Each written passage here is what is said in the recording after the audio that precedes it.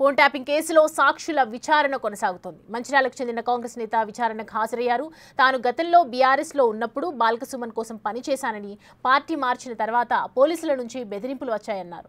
2023లో తన phone tapping అయిందన్నారు. గతంలో BRS తరపున పనిచేసిన చెన్నూరు నేత ముజాహిదా కూడా తన ఫోన్ ట్యాపింగ్ చేసిన వారిని కఠినంగా శిక్షించాలన్నారు. జూబ్లీ హిల్స్ పోలీస్ స్టేషన్లో నుంచి పోలీసులు ఫోన్ చేసి మీ ఫోన్ ట్యాప్ చేయడం జరిగింది, మీరు వాంగ్మూలం ఇవ్వడానికి స్టేషన్కి రావాలని చెప్పి నన్ను పిలిస్తే నేను ఈరోజు Jubilee hills police station ACB గారి సమక్షంలో నా యొక్క స్టేట్మెంట్ని నేను ఇవ్వడం జరిగింది. నేను ప్రజాస్వామ్యబద్ధంగా రాజ్యాంగం కల్పించిన నా హక్కుల్ని, ఫ్రీడమ్ ఆఫ్ స్పీచ్ని హరించే విధంగా నా ఫోన్ని 23 నవంబర్ 2023లో ఫోన్ ట్యాప్ చేయడం జరిగింది. సో దీంట్లో ఎవరైతే చట్ట ప్రకారం దోషులు ఉన్నారో వాళ్ళని శిక్ష వేయాలని, దీనికి ఎవరైతే ఎంకరేజ్ చేసిరో ఒక సామాన్య ప్రజల యొక్క ఫోన్ ట్యాపింగ్స్ చేయాల్సిన అవసరం ఏమెందుకు వచ్చింది.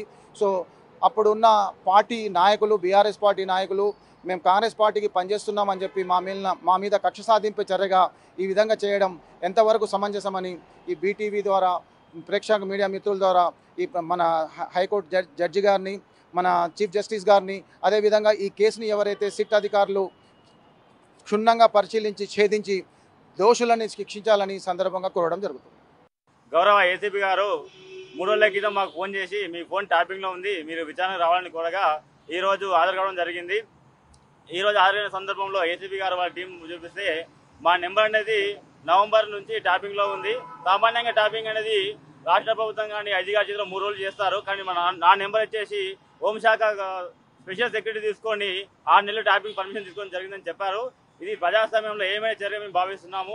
ఈ ఫోన్ ట్యాపింగ్ చేసిన ఎవరైతే ఉన్నారో వారిపైన కఠినంగా చర్యలు తీసుకోవాలని ఈ విధంగా ఏసీబీ గారిని కోరడం జరిగింది.